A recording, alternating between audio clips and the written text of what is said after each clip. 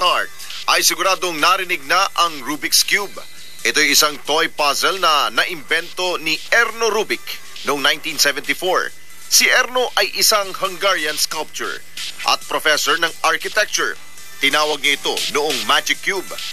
Taong 1980 nang ilabas ito ng Ideal Toys at tinawag na Rubik's Cube, kung saan nanalo ito sa Germany Game of the Year Special Award for Best Puzzle. Ang Rubik Cube ay binubuo ng 27 maliliit na kahon. May 6 na sides na binubuo naman ng 9 na maliliit na parisukat na may pare-parehong kulay kapag ito ay hindi pa ginagalaw. Naging phenomenon ang kasikatan ng Magic Cube ni Erno, kung saan worldwide ang naging recognition nito noong dekada 80. Kaya naman maliban sa standard na design nito na 3x3x3 ay may mga lumabas na rin na 2x2x2, 4x4x4 at ang 5x5x5. Bukod pa dito, nagkaroon na rin ng octagonal at pyramid style na Rubik. Kaya naman, sari-saring contest ng pabilisan ng pagbuo sa Rubik Cube o speed cubing ang naglabasan. Mahigit 200 milyong Rubik Cube ang nabili worldwide noong 1980 hanggang 1983 nang maging hit ang naturang puzzle. Kaya tinuguring ito bilang pinakamabentang laruan sa buong mundo. Alex, alam mo ba itong Rubik's Cube? Ang Guinness Book of World Records nito ay na-break noong 1981 ng isang may pangalang Yuri Freskel. At 38 seconds nung na-break ito. 38 seconds. Pero kasama natin ngayon ang mga champion sa Rubik's Cube para magpakitang gilas. Ito yung mga Pilipino, ang Rubik's Cubers. Ano ang tawag sa inyo ay Philippine Cubers Association. Alam niyo ba, kaya nilang i-break ang record ng Rubik's Cube sa 15 seconds lang? 15 seconds, kaya niyo ba? Kaya nyo? O subukan natin, ano? Pero ipakita muna natin ano ba itong gadget na ito ngayong umaga. Ito, nasa lamesa. Timer yan, hindi ba? Ang gagawin ninyo ay ilalagay nyo muna ang kamay nyo rito. Ayan, pag nilagay nyo dyan.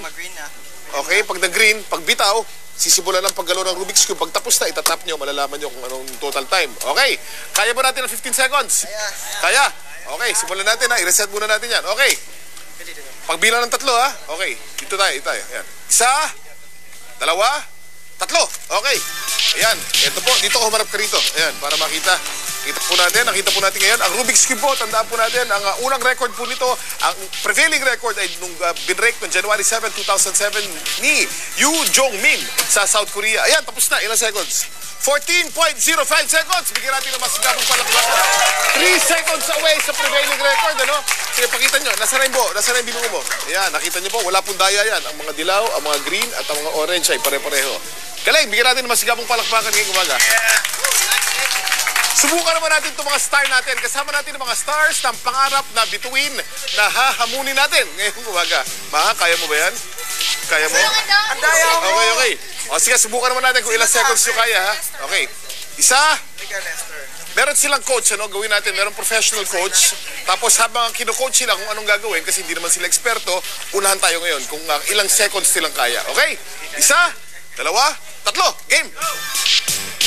Yan po, si Poo, nakikita niyo po, medyo nagko-concentrate ng gusto si Poo. O, si Maha, tapos na! Ilang seconds! Pakita natin. Paano mo ginawa yan? Natapos, oh. Ilang seconds yun? 3 seconds! Parang ano yan, ha? Hello, Maha. Hello, Maha po ang tawag dyan, mga kababayan. Okay. Edu, ano meron dyan sa loob? Edu, ano meron dyan? Ito lang, kaya bago-bago mo lang sa industriya, marami ka lang natutunan, ha? Nagagalit si Kuya Ipe niyan. Oh, nakita mo, 14 seconds. Ang bilis. Ang bibilis. Pinoy yan, ha? Pinoy, ano kaya ibang, may trabaho kaya yan? Walang ibang ginawa kundi araw-araw. Meron daw. Mga professional rin daw sila. Mga professionals. Pero yun lang talaga. Libangan lang talaga. Ikaw, kaya mo ba? Hindi nga, kanina pa nga ako dito. Alas 3 ko pa nga sinimulan dahil ako nagdala sa kanila dito yung mga... Ibigay mo sa akin, ako na bahala dyan. Ito? Oo. Wag ito. Oh, bakit? Dahil isa kang malaking tao, tinitingala ka ng buong Pilipinas. Alam mo para sa'yo? Ito. Ito.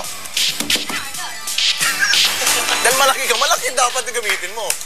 Oh. Good.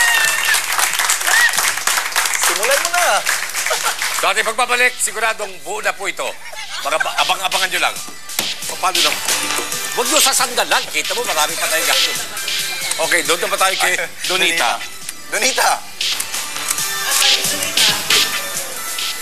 Alright, kasama natin ang tinatawag na King of Acoustic Pop na si Noy Valente. Hi! So